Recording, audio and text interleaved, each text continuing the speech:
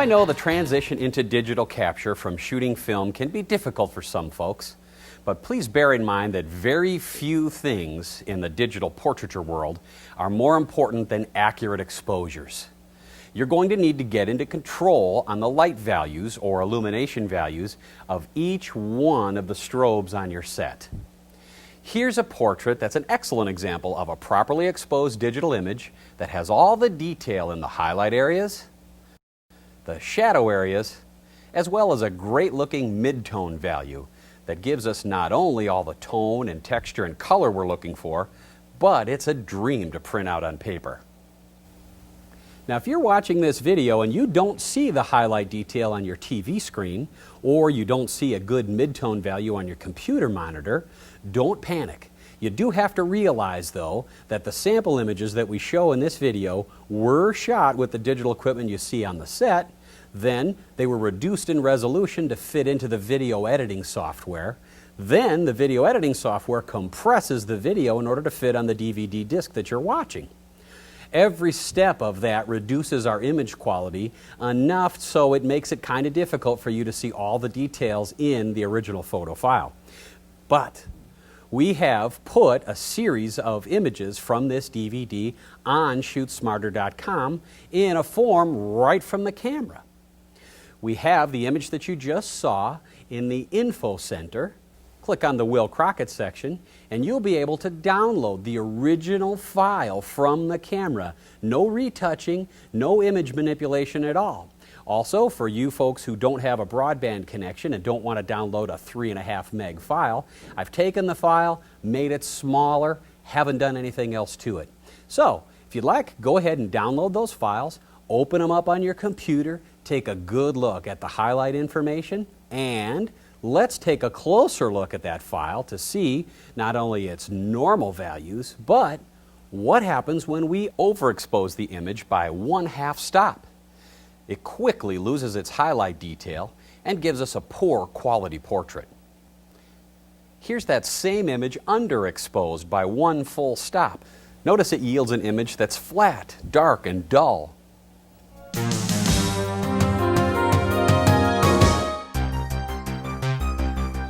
Please don't fall into that trap of getting your exposures close and fixing them in Photoshop.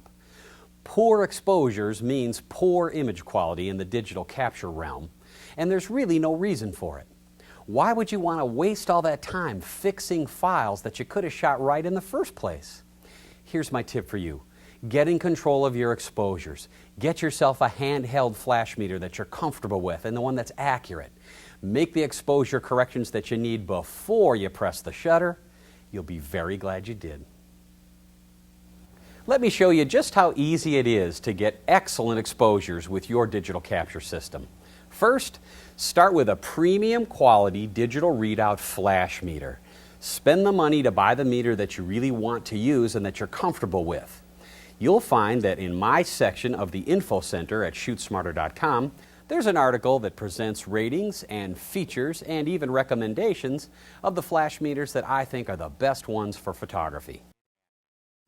Next, switch your camera to its manual exposure mode, then plug in the chip speed ISO of your digital camera right into the meter. Now, if you already have a premium quality flash meter, but you suspect its readings are inaccurate, you can send it back to the manufacturer to have it recalibrated, or an easier and sometimes faster method is to check out our Calibrate Your Flash Meter DVD that lets you do it yourself. You can find more information on that DVD, you guessed it, at ShootSmarter.com. Now, when it comes to metering, you'll discover that there's 2 different techniques in the industry. One way of thinking is to point the dome of the meter into the light source, and one is to point into the lens. I'm a commercial photographer. We've been shooting transparency film for over 20 years. And transparency film is very picky on under and overexposure, just like digital capture. You'll find that most commercial photographers point their dome into the lens, not into the light source. And did you know that all 3 major meter manufacturers, that would be Sekonic, Gossen, and Minolta, all say in their instruction manuals to point your dome into the lens as well? Well, I want you to try my metering method and see if you don't discover that it's the simplest, easiest, and most accurate way to get very good and very predictable digital capture exposures. Come with me and I'll show you how it works. Now, when we're talking about metering main lights and fill lights, either by themselves or together, we need to take the meter and place it into the spot of our photograph that we want the most accurate exposure. And being as we're shooting digital portraits, we want to have the most accurate exposure on our subject's face to get the best looking skin tone possible. To do that, we can take our meter, place it into the scene that we want our best exposure, which is right here underneath our subject's chin, because that allows us to keep the meter's dome back at the same plane that our subject's face and eyes are. Point the dome into the lens, not kind of into the lens or sort of into the lens, but exactly into the lens, and take a test reading. We can measure the main all by itself, the fill by itself, or both of them together, just like this. F11.0 right on the nose. First, let's select a working aperture for the portrait we're about to create. I've chosen F11 just to make it nice and easy. So, set your digital capture camera to an aperture setting of F11 and your shutter speed to 125th of a second. Now, select a light modifier for your main light, put it into your shot wherever you'd like to have it. Then, let's set the illumination value of that main light to F11.0. We're going to measure that by placing our meter into the point of the photo that we want the most perfect exposure, which is right here. Pointing the dome exactly into the lens and adjusting the power level of that main light so that we get a meter reading of F11.0. Not F11.1, not F8 and 9/10, but F11.0. Now, if you cannot adjust the power level of your strobe system accurately within tenths of an f-stop, you can move the light source away to reduce its illumination value or move it closer to increase your illumination value. But be sure you don't go too far back or too close, as light placement will affect the contrast of your image. Now, once you get a proper exposure of only your main light, no other strobes firing, it should look something like this. The relationship between how bright our main light is compared to how bright our fill light is called a lighting ratio. And we're going to use a typical lighting ratio found in portraiture, referred to as a 5-to-1 ratio. What that means is that our main light is going to be 2 stops brighter than our fill light.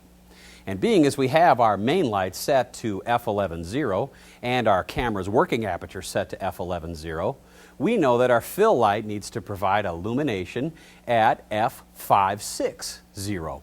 That'd be 2 stops less than 11. So in order to measure that, we need to first shut off our main light or spin it around on the stand so it's pointing in the opposite direction. Then put the meter into the spot that you want the most perfect exposure. Remember, right underneath our subject's chin. Point the dome of the meter right into the lens and make a test exposure. F5.6.0. And here's our example image. You'll notice that it's dark. That's because our camera was set to a working aperture of F11, but the illumination provided by the fill light was only at F5.6. This results in a 2-stop underexposure, and that's exactly what we want from our fill light in a 5-to-1 lighting ratio.